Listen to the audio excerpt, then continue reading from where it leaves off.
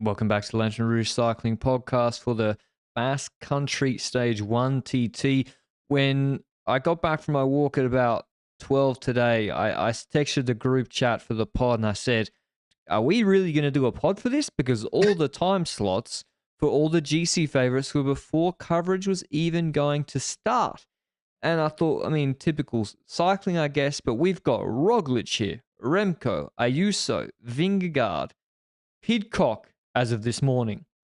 All these hitters here, and because of the weather conditions, they'd elected to go early, like the first slots that their team had, which is fine, I guess. But in the end, there's so much to talk about. This is, Benji, one of the, maybe not the best, but one of the most interesting stages this year so far.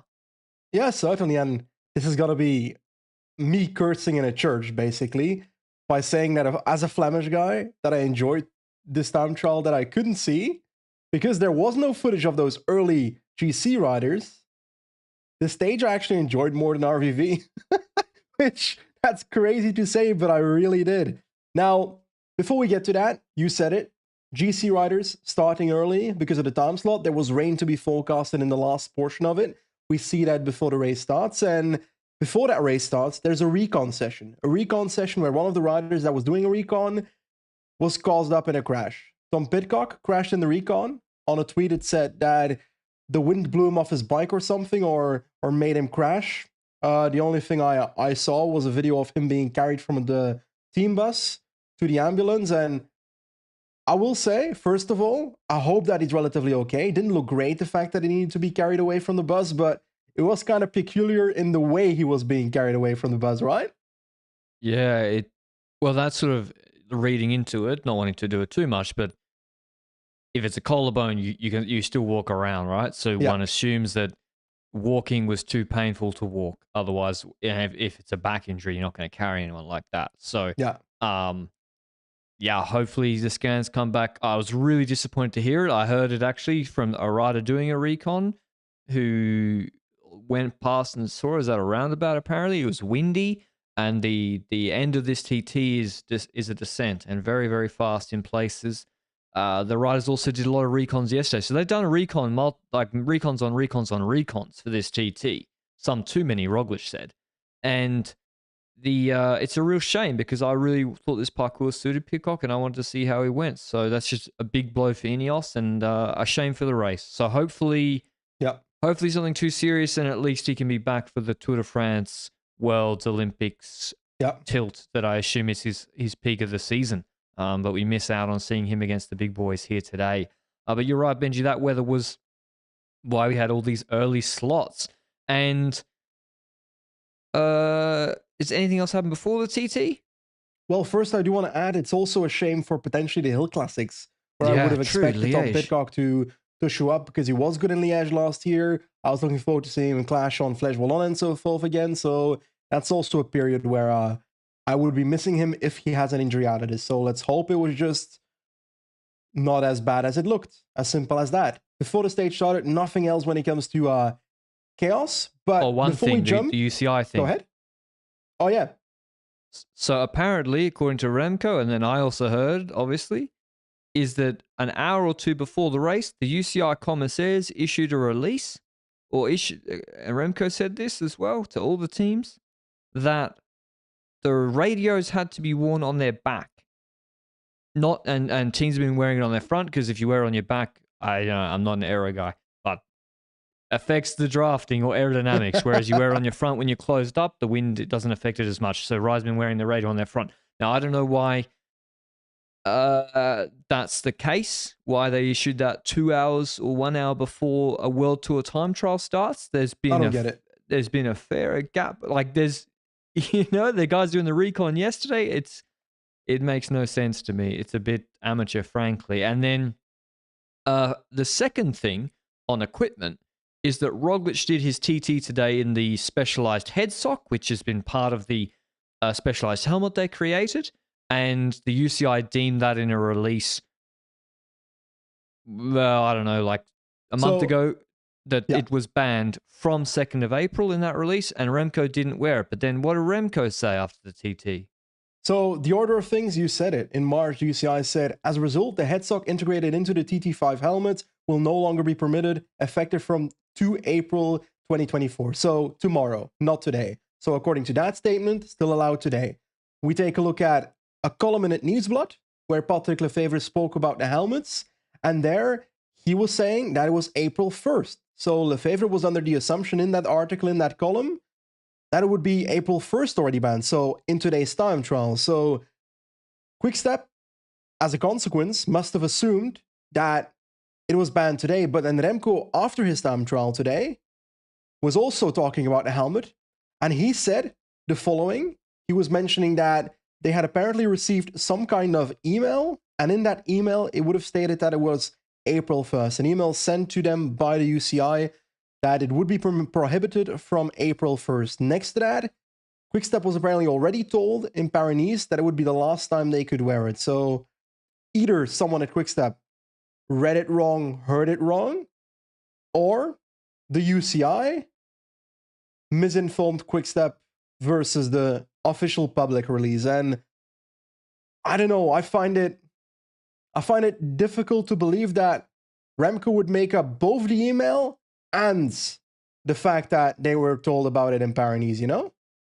It could be a lost in translation issue, in theory, like a more from the versus including type issue, but also Maybe. you can get it in French too, and Remco and someone on the team, if they're fluent French speakers, and the radios came out in French, Spanish, and English today, that communique, but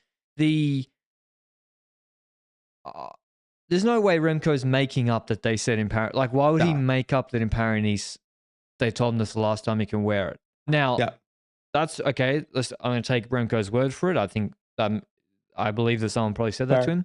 That being said, you type in the helmet rule, the first GCN article that comes up from whoever says from the second. So fully agree. It's then on Quickstep to also check. Now, we don't know that they didn't check, and then the UCI, if the UCI sent them an email confirming that he couldn't wear it on April 1, and Roglic got to wear it today, that's fucked up and very unfair. Because, the original release says it's banned from tomorrow because it was basically this was going to be the last World Tour TT. So very strange. And also this is against the backdrop of Michael Rogers just left recently, according to his LinkedIn post, the UCI, and he was the head of innovation and road and this sort of the approvals of this sort of thing. So I don't know who's taken his job, but that it's in flux. And the UCI, it's clear, Benji, the Visma helmets, like look at Bigham, okay? I'm biased, obviously, but look at Bigham. Yeah. When people started talking about the Visma helmets and the UCI announced the review into the Visma helmet, and he's got no horse in the Visma race, he said, what the hell? You just released rules a year ago. And now they don't like the way the helmets look. So the way this is all being managed is not the best from the UCI. And we see the evidence of that today with two teams apparently under different illusions as to what they're allowed to wear in the TT, which I think is not good. And the radio thing as well, 2 hours before the race. Come on. Fully agree. Radio thing as well, pretty amateur. That is just before the race. But I also agree with your statement that Quickstep should have known about the public statement of the UCI. And if that clearly said April 2nd, which it did, because we've spoken about it multiple times, then Quickstep should have been aware of that one. And if they then didn't ask to confirm towards UCI, then it's also on them to not go with it. Because Bora went with it, and they saw the public statement most likely, and maybe in the private statement, they might have not gotten that email from these. Anyway, but confusing. They would have seen him doing the Recon yesterday, Bora, as well. And all the Jungles had it on too. So surely something should have clocked at Quickstep that they could have worn it. There's a communication failure somewhere, that's for certain. But that's when it comes to the helmets. Did that have any consequence of the racing? As usual, really? I think we'll go through the actual... But it was great to talk about. I mean, maybe it did. Go ahead. You know how we do it. We go straight to the results. Before coverage, Primoz Roglic, he's back, storming TT. This time doesn't have to wait for his teammates, does it himself, wins the TT 7 seconds ahead of Jay Vine.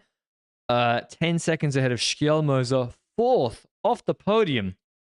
Remco Evenepoel, you would have got long odds for that today. Ving on 11 seconds. Vingegaard fifth on 15 seconds. Vauquelin sixth, 16 seconds. Same time as Ayuso Schachmann. We'll talk about that. Hayter in ninth on 19 seconds, which you might think, oh, that makes about sense. No. We've got to talk about that as well. Yonis Aguirre on 21 seconds. McNulty 11th, 23. Del Toro 24. We'll get into all the GC guys as well, but let's focus on Roglic first, Benji. Wait. Let's focus on the parkour first. We haven't mentioned true, what the time trial looks like. It's Basque. It's hilly. Yeah, it's Basque. 10K ITT from Irun to Irun.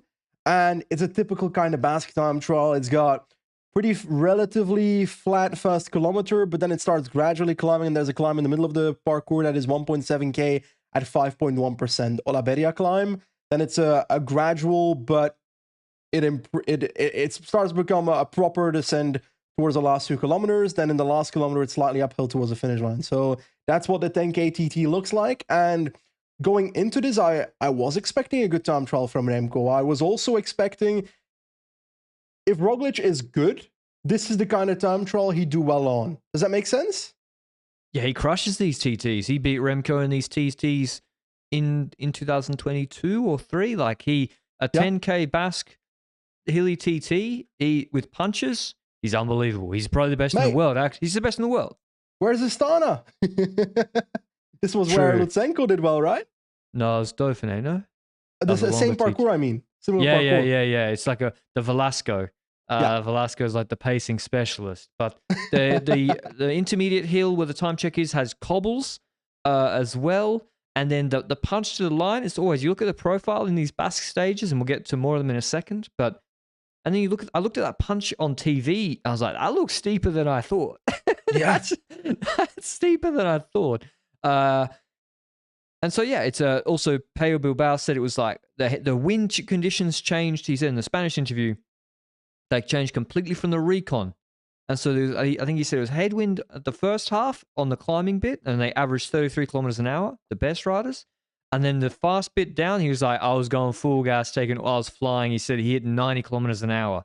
So you had to take risks on the descent, and we saw riders like Skjelmoser Bilbao do that, and others like Remco and Hayden maybe not, but he very tricky TT, technical at the start. It's just a classic Basque TT to open it up. And as Roglic wins, Benji, but not without incident. We see, and it was weird, there's no TV coverage initially, although and credit to them, I do want to say, like, they can't just, they get told, right, the day before the time slots of all the GC guys. They have a plane and or helicopter booked in for the live broadcast. They can't know in advance that the GC guys will go early. That being said, they locally recorded all the relevant moments of the big guys, and a lot of races don't do that or show that, including there's a lot of crosswind action we see in the Flanders Classics we never see. Yep. It's not locally recorded. So I do want to give partial credit there, even though, of course, it was frustrating to be refreshing PCS and First Cycling Live Center. But we see images of Roglic, Benji, after we know he's already in the P1, going right instead of left to the finish. Yeah, exactly. In the last kilometer of a time trial, you've got this road where the cars go off the actual parkour. And Roglic thought he was a car. He was going so fast, he thought, vroom, vroom, I'm a car. And went straight off the road, did some sightseeing, turned back, lost about 8 to 10 seconds is my pure guess. Like, I didn't count it, so don't count me on that one. And then he went to the finish line. But there were also some timing issues here, because as he went to the finish line, an Arkea rider finished in front of him. And first, he got the time of the Arkea rider. And then later, it was changed, and he lost 3 seconds of advantage on the other riders because they had accidentally given him the time of the Arkea rider. Sorry, but I feel like we're seeing a lot of timing problems in the last year of cycling. And this is all pre-coverage too, and so there's no TV images. We're seeing timings changing, Roglic being added 3 seconds. And I'm like, is this like those what's that country in Central America where they're like putting the races on to get UCI points? Is this like... Turkmenistan is not in Central America. No, there was one, I swear and say. Is this like... Venezuela? Nah. It'll come to me. I'll look it up in a map in a second. But yeah, I was like, what's going on here? I love the tin pot nature of the sport, but this is a bit too much. No, that's in Central Asia. Yeah, but I have no clue what country you're talking about. Where all the Roland riders were racing. El Salvador, according to Luke. Yeah, El Salvador. Is that it? There we go. I thought it started with a G. I think it was El Salvador, and I was just... Salvador. I'm lost, man. I'm lost. I was gonna say French Guyana. It's definitely isn't French Guyana. Anyway, we'll move on. Guatemala. What? Guatemala. What are we talking about? Yeah. Guatemala, but I don't think it was Guatemala. But that's the country I was thinking of. That was El Salvador. Anyway, I was like, is it like one of those races? What's going on here? Is Yoni Segura going to have a T1 25 seconds ahead of Roglic or something? Anyway, Roglic gets amended to 12:34. I mean, imagine what he would have had, his lead, if he hadn't taken the wrong turn. 14? He would 12:24 he would have been on. I reckon he lost 10 seconds. Right. So he would have been up 25 on Vingegaard and 21 on Evenepoel. The next rider, and we see Vingegaard, he has no incident, but he's on 15 seconds to Roglic. Evenepoel, we see is down 9 seconds at T1. I'm like, that's pretty shit, to be honest. Like, we just released an individual time trial rating system. Yeah. Like the ELO system. Remco is number one by far. Then it's Tarling. Of course, it varies by parkour, which the rating doesn't take into account. But Remco shouldn't be 9 seconds down at T1. But he crashed. Does the ranking take into account crashes and riders taking a wrong corner in the last kilometer? Well, in the aggregate, yes. So Remco's rating will decrease now, but it doesn't know that it's because he crashed. Okay, not that sophisticated. So Remco crashed, apparently in the second corner, according to himself. Yeah. Initially, it was reported to be the first corner, so shame on whoever said the wrong corner. But Remco seemingly just back wheel slips out in the corner. There was a small little bit of a metal thing on the road. Before. But I don't think it's related to that as much as to the way he took the corner. And in the interview afterwards, Remco did say that he thinks he bended too much with his bike. I don't know how to say that in English. He leant it over too much. And yes. You see in the corner just before, it's the left, right. The left before, he already rechecked his line and stopped. And so already, when I saw the video eventually, I was like, oh, here's the crash, because I saw him rechecking his line. Normally then they crash in that corner, like Sheffield did in Tirreno, I think. Yeah. But it was actually the next corner. He just laid over too much, went down, got straight back up. He almost, to be honest, I think he lost less time than Roglic, or he lost the same time as Roglic. But now you got to do the whole TT after having crashed. Yeah. So I'd rather be Roglic in that situation, but he's not winning the TT, especially with Rog smashing the downhill. Are you so that's on Remco. He would have been hoping for much better. He would have been hoping for, I think, a lead of at least 20 seconds on Vingegaard and 10 seconds on Roglic. Now he's 11 seconds down on Roglic and 4 seconds ahead of Vingegaard. Yeah. I don't think that's where he wants to be.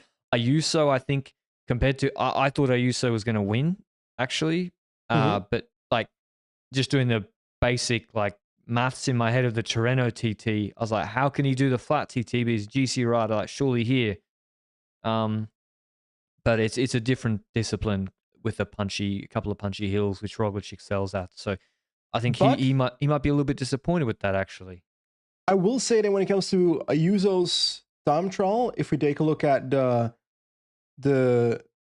time from the start to T1, and then we take a look at the time from T1 to the finish line, it does surprise me that he's one of the slower riders in the second part, because I usually see Ayuso as that guy, the demon descender kind of guy that takes the risks.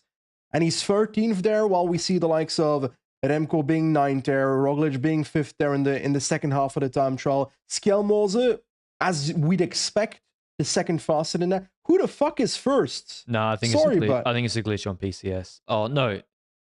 It says Lucas Ozian is first. Well, but it says he went 6 seconds quicker than Schelmoser in that second bit. No, I that don't seems trust. unlikely. I don't trust that. What is going on with these timings today? That's what I mean. But he was. I mean, unless this guy's actually the 34-year-old Polish rider on Arkea, unless he's the best descender in the history of cycling, I'd be very, very surprised. So I'm going to say Schelmoser was quickest there. Yeah. And yeah, Sutelin was third quickest there. I believe that because he actually came 12th in the TT.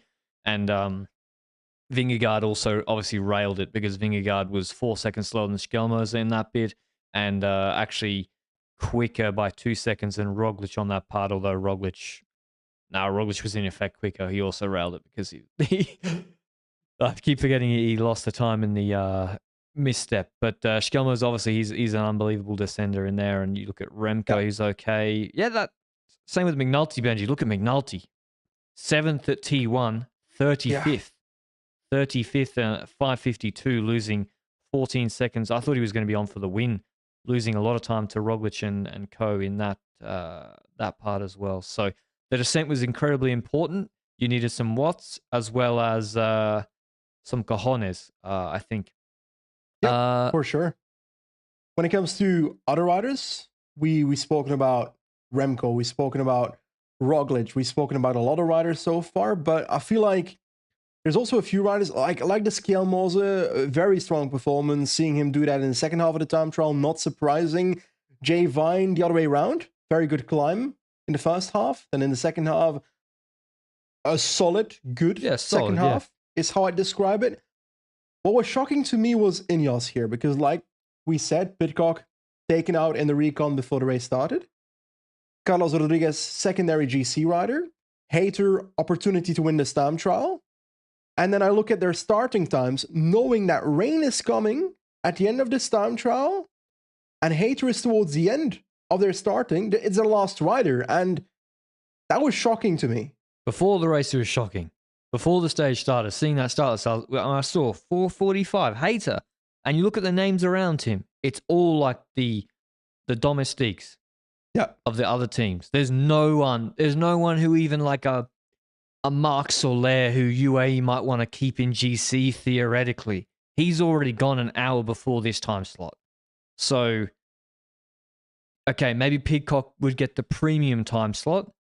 Okay, UAE also had 3 riders, McNulty, Vine, Ayuso, all of whom went way earlier and did very good time trials, particularly Vine. I don't want to glaze up. Vine coming second in this TT, beating Remco really and Vingegaard, excellent time trial. Really, really good time trial from him.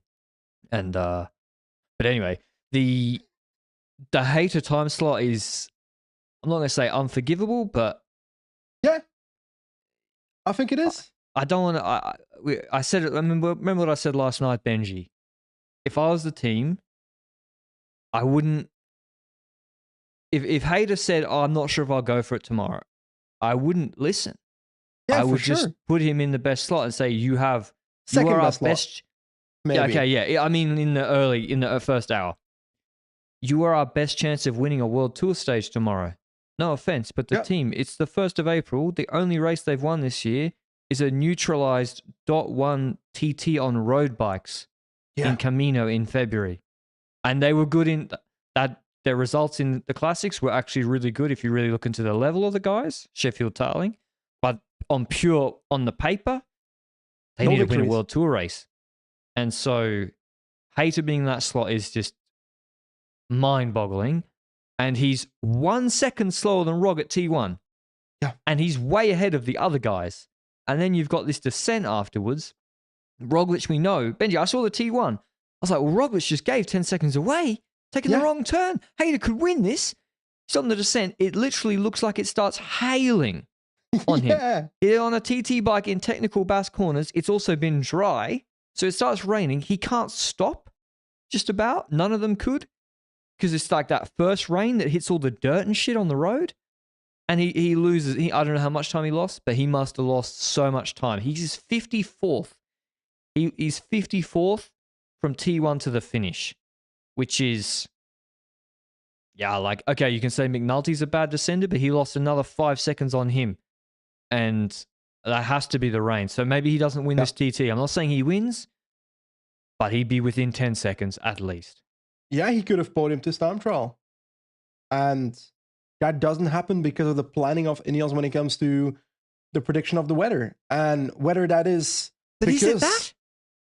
They must have known the weather. That's why it's unacceptable, because Pidcock was in the early slot. And yeah, Rodriguez. exactly. But I don't understand the decision making. It doesn't make any sense. I would have put Pidcock in first, then Hayter in second, Rodriguez in third, and then the rest of the squad can come. Like, why is Kwiatkowski going before Hayter? Like you could use the excuse of like, oh, we want someone to try the time trial before our leader, but you've got someone that can do that. Question, if Pidcock crashes out, does that change anything when it comes to their order, or is that slot just gone for them? I don't actually know. I don't know, but probably not. I don't know. They probably hate us to stick in this slot, but very, very strange. Very, very, very strange to have. Like, Hayter is now at this point underrated. Like, to come within 1 second of Roglic at T1 with the burner TT Roglic did today, he must be in good shape, and he is an above average rider by far, still, legs wise. You cannot be within a second of Roglic at T1 unless you're fucking moving. His best skill is his time trial at the moment, is how I perceive Hayter. And that goes back from ages ago, because didn't he almost win the Yorkshire ITT? Yeah, he's an elite time trial rider. Because he had a mechanical or something in that Yorkshire ITT World Championships, and then lost quite a bit of time. But man, like he's an elite ITT rider when it comes to his sprint. He's, in my opinion, the competition of Lewis Aular in this race in the coming days. But if he's closer, he could have gone into the Jersey in the next coming days. For sure. As well. But now on 19 seconds he can't. So, yeah, just a really big stuff up there, frankly. Vauquelin did another good TT. 6th, he probably would have been hoping for a little bit better, but I think 16 seconds off Roglic is actually, with his equipment, that boy has got some punch, and he's a very, very good time trial rider, Vauquelin. Just going through the other GC guys. Bilbao and Gegenhardt, 25 and 26 seconds. That's sort of, and Buitrago 24. That's all fine. Hindley lost a bit more than he probably wanted, 34 seconds, but I guess he lost it to his teammates. So Bora have some good options to play with the leader jersey and Hindley there within half a minute. Gaudu 31 seconds and Cabrera on 30 seconds. Also on Bora. In terms of some of the negatives, just scrolling. Still scrolling. Felix Gall had another shocker. He lost 1:15, which is just on a hilly TT. That's horrendous. And also Koos was even worse. Koos lost 1:27, which, like, that's more than I think he lost in the longer flat Vuelta TT, Benji. Yep. Which was like 3 times as long. Ben Tollett, is that on purpose? Because that is the slowest. That's obviously not last. That's obviously he's last on 3:24. That's obviously not his level in the TT. Yeah, because like he's a far better TT rider. I don't think he had the opportunity to really go for it. I think it's just pure domestique here in this race, of course, for Vingegaard. But like, I am looking forward to see whether we can see a level from him this year, because I feel like when it comes to Ben Tollett, some at Gran Camino is domestique, but afterwards I've kind of been waiting, if that makes sense. So that's something I'm also somewhat looking forward to when it comes to potential Hill Classics and so forth. Vauquelin, what are your thoughts on that? Because the guy that really went in the first half, second half not that fast, but still top 10 in this time trial. We speak about Vauquelin a lot and what he could do in the future, but is like trying to win something like Paris-Nice the next step for this guy? Paris-Nice suits him. Paris-Nice is a really good race for him, particularly this year's parcours. Did he do it? He didn't sprint in Tirreno against Thingy? Fuck me, they sent him to Tirreno. Where he came 10th, but he would have been... I mean, there is the TTT in Paris-Nice, but man, Paris-Nice suited him a lot better. Yep. He really is... his 5 to 8 minutes is really good. In terms of GC, I think he's what, 70 kilos plus. On the long climbs, I've not seen it. But in the Ardennes and in somewhere like that Paris parcours, I think they sent him to the wrong race, actually, now that I really think about it and look at it. But yeah, I think he's a really exciting rider, and I like Vauquelin. He's 22, but they're going to make him a GC guy. It's just, that is the law. You know how it is. Talking about potential future GC guys, we forgot to talk about the legendary performance of Isaac Del Toro. My man suddenly showed up 8 seconds in front of Primoz Roglic at P1, and I was like, oh! At that point, I was like, nah, I don't believe anything in this race. Come on. We're seeing what? Because Roglic time was so quick, and then Del Toro's gone 10 seconds quicker. I was like, what the hell? And then it got amended. I don't know if that was the first cycling issue or whether they were just relaying the results from the organizer, because they were refreshing faster than PCS, because no coverage. I was just spamming both with refresh. But yeah, Del Toro actually ends up just doing I would say an average TT. I think his punch is not as good as his steady state, is in my opinion, which is strange to say given how he won the Tour Down Under stage. Yeah. But it's like in Tirreno, and yeah, or maybe it feels like he has a high recovery within the stage, if that makes sense. To the point that he's sometimes recovering during an effort. Is that a weird thing to say? Yeah, or he's just because like the Tour Down Under stage, he was sprinting. He was sprinting against sprinters at intermediate sprints, trying to beat them. He attacked multiple times. Then at the finish line, he still won. And then on mountain finishes, he like, oh, la la la la la at the start of a mountain. And at the end, he suddenly shows up fourth. Yeah, that Tirreno, Almeida's taught him well, obviously.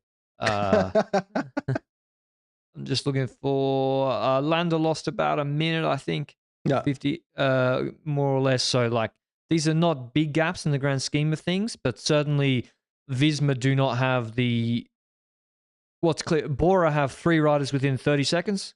Hindley, Sobrero, Roglic. Visma don't. Kuss is on 130. So this is all Vingegaard. Has to be for Vingegaard, one would think. Yeah. And then Landa's closer than Kuss. So Quickstep got 2 options. And Evenepoel is still ahead of Vingegaard.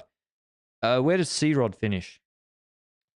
C-Rod finished on 28th. 37 seconds behind Brandon Rivera. So in front of Van Boodle. Fuck. This is where they gave him the good time slot.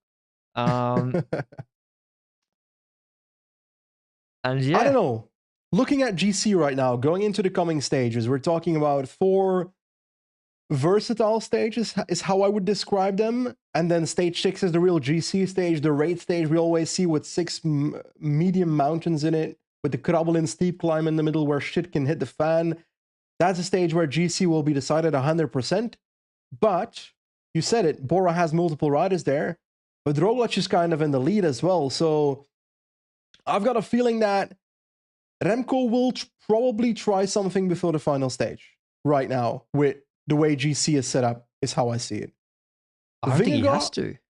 I think Remco has to, but Vingegaard might not. If I'm Remco, I'm not comfortable with 4 seconds on Jonas Vingegaard. And 11 seconds on Roglic, that depends on whether you have confidence for Roglic on a hard stage like stage 6. Yeah, which I think Bora's still learning.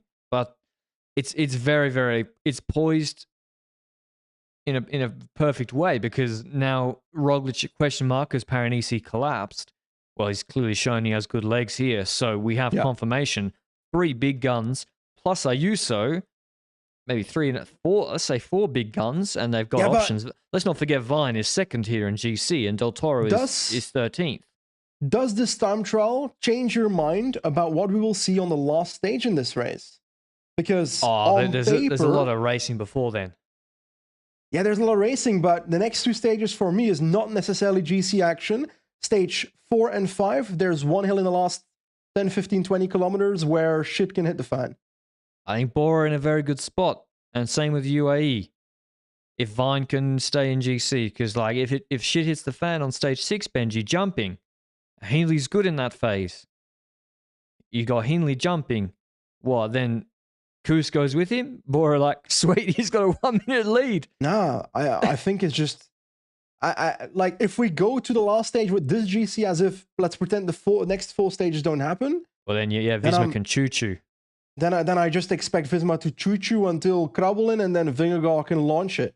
It's still very early in the stage, but we've seen that Vingegaard can pull off a solo, and it's going to be mano a mano afterwards anyway. So then it depends on how good you are. Yeah, I want to see. I think some of these stages are going to be harder than we necessarily think. There's also intermediate sprints to contend with. I don't know. I can't remember. Luke will tell me, but the ASO rules, there's 2 intermediate sprints tomorrow. They both count for time, and they're both 3, 2, 1, or because RCS 1 counts for time, 1 counts for Maglia points, but this is not the RCS. Way I remember, I'm just saying this to fill up the time until Luke gives us the answer, but I remember there being a sprint, an intermediate sprint in ASO races, and a bonus sprint. But this ain't ASO. This is this is Otheta, which is I actually did some research. This is just an independent Basque organizer for the promotion of sports. Then why were we talking about ASO and RCS in the first place? Because I don't know. I don't know what the rules are in this race. I'm trying to draw parallels. Mate, there's an intermediate sprint tomorrow otherwise with 10k to go for some reason. So, but talking about tomorrow. One of them will count for seconds. One of them at least will count for seconds. So I think, on that stage tomorrow, I should 161Ks. We go from Irun, which is Irun and Hondarribia. Beautiful beaches there, by the way. Love it. I love this area. And it goes into French Basque Country to Canbo. I'm not going to say the French now. I'm going to say the Basque one. And it's hilly. There's only one categorized climb, 2.7K is 5.2%. But yeah, it's hilly all day, Benji, up and down. But it's like a draggy false slide uphill finish. It doesn't look that severe to me. This looks like a Paris-Nice Pedersen stage to me. Yeah, I think so as well. I expect this stage to be a battle between breakaway riders and the control of Ineos and Caja Rural trying to get a sprint for or Luis Aular and even Hater. So you're not getting away from Seb Berwick. Seb's going to be on the front tomorrow for Aular. I'll be purely honest. With the amount of sprinters that are in this race and the amount of riders that could attack, it's not unrealistic that a breakaway wins. Ineos got to go for Hater tomorrow. I'm sorry. Yeah, but can they control? Yeah, they probably can control whatever breakaway forms. Let's not like... We've been a bit harsh, but I'm sorry. There's still a Castroviejo, Kwiatkowski, Frela. It's a good team, man. But man, can they control a breakaway with the with Andor Okamika's cousin? Yeah, they can do it. I think. Yeah, they should be able to. In terms of the finish, we're saying that. We're saying that, but Rodriguez isn't going to do it. So we're looking at Castro, Fraile, Kwiat, and Rivera. That should be enough. But who are you going to use for it? Rivera first, right? I would get Rodriguez on the front if I have to. He ain't doing anything here. Sorry. Is there only GC rider left? Unless you consider Hater for GC, which I wouldn't. No, but I don't care. No, but Castroviejo can manage a break of 6 guys on his own on this terrain. Yeah, that's true. I'm not worried about that. I'm just looking at the finish. They go through and they do a loop around. They do the finish once at the intermediate sprint. It's a pretty uncomplicated finish from what I can see, which I think is a shame for Ineos because if there was a corner close, I would use Frailer. You can use, first of all, it's uphill. Frailer as the lead out, given the other sprint teams here, is good. Frailer won that Andalusia stage last year ahead of UAE and Covey and Poggy going in a corner. And he and Kwiatkowski Frailer is a great lead out here. I'm going with Hader, all in, got to go for the win. And I think he's just as quick as Aular, and also they'll have him in better position. I'm going for Luis Aular, because otherwise this is boring if we don't pick different riders. And I also think it's realistic that Aular can beat Hater. He's done it before multiple times in Crow Race last year. So Aular's winning the stage ahead of Hater. But I would like to see someone attack in the last 2 kilometers after domestiques from the other teams are being used to latch in the breakaway. I think it's not impossible that a late attack does something. There's an intermediate sprint 10Ks from the finish through Espeleta, I think, and it's flat, and then there's a hill straight after it. I think if I was a smart rider, let's find me a smart rider. I'll give someone a free tactic. If I was Alex Aaron Broe, you know what I would do? He just came back from injury, man. Okay. Give him a break. Let me find someone else. Vauquelin. If I was Mara Schmidt just came back from injury. No, Vauquelin's too good on GC. They ain't gonna let him up the road. It's actually, if I was Vito Bright, Gregoire. If I was Gregoire, maybe if I was Bruno Armirel, if I was Paul Lapera, I would tack onto the back of the GC riders sprinting through that intermediate sprint. Del Toro. Del Toro? He's a GC threat. They will chase him. Paul Lapera. Paul Lapera is going to get on the back of the GC guys through that intermediate sprint. They're going to get a gap. The peloton switches off. It's just GC boys fighting it out. We saw this in Paris. As soon as the GC guys, Roglic, Remco, stop, because they won't cooperate with each other for 99% chance, counter them, go over the top. First of all, there's a 50% chance that the peloton don't even realize you've attacked or gone over the top because they just think they'll catch the GC guys and you're already gone. Yep. It's genius. If you're a baroudeur or someone, finesseur, tack onto the back of the GC guys through the intermediate sprint and then go before that hill. Yep. Are we too harsh on Emils Liepins not being able to make it over this parcours? If he's going to make it, this is the stage because the climbs are not so long. But this is the stage he really should be making it, I think. But I'm going Haiti, you're going Allah. I'm really excited for this week's racing. It is a big shame, of course, that Pidcock's out. Yeah, but we have 4 UAE riders in their GC. We have 3 Bora riders in GC, and Roglic looking fantastic. Remco's got Lando, and Remco looks good. Vingegaard, of course, is Vingegaard. And then there's the Bilbao's, Geoghegan Hart's as well, who knows what they can do. They can the stages that suit them are to come. So I'm very, very excited for this race, and maybe even tomorrow there's some action. I think we'll leave you with the strangest result of the day. Schachmann 6th. That is his best result, Benji, in how long? Yep. Very long. So maybe 22? Maybe 21? Nah. In 22 he came like top 10 at Tour de France TT at Rocamadour. Okay. No, because in a hilly TT he used to be very, very good and excellent. So mate, He start off in Basque Country by cleaning 3 stages in their same tour or something? Yes, in 2019. Good old Max Schachmann. He won the opening TT. So hopefully he's back in good shape. Because, if you've listened to some of the cycling podcast interviews with, forgive me if I'm wrong, if it was Denk or Aldag, but was it Aldag? Well, Schachmann's been struggling with injuries or sickness. And hopefully he's back in good shape because then, this is a really good result. He even came 9th in GP Indurain, and that is much better than 2023 on PCS ranking. He was the 470th rider. 2022, the 260th. So, he was like top 20 in 2020. So hopefully he's back in good shape, and Bora will be hoping for that too. They've got a very strong team. So,